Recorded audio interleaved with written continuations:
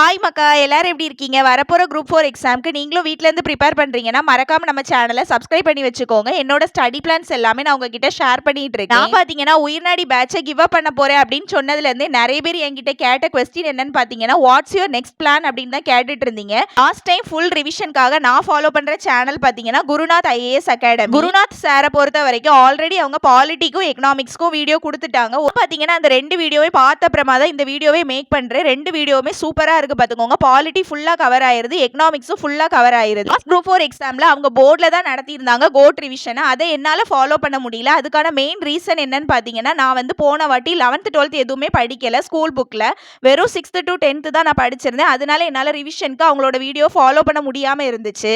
So இப்பவே உங்களுக்கு புரிஞ்சிருக்கும் அவங்களோட வீடியோ நாட் ஃபார் பிகினர்ஸ் அப்படின்னு. ஆல்ரெடி நம்ம ஸ்கூல் புக்கை ஃபுல்லாவே கவர் பண்ணியிருந்தோம்னா மட்டும்தான் அவங்களோட வீடியோ வந்து நமக்கு புரியும். அது வந்து 1 to 1 இருந்தாலும் சரி, அவங்க போர்ட்ல கண்டக்ட் பண்றதா இருந்தாலும் சரி.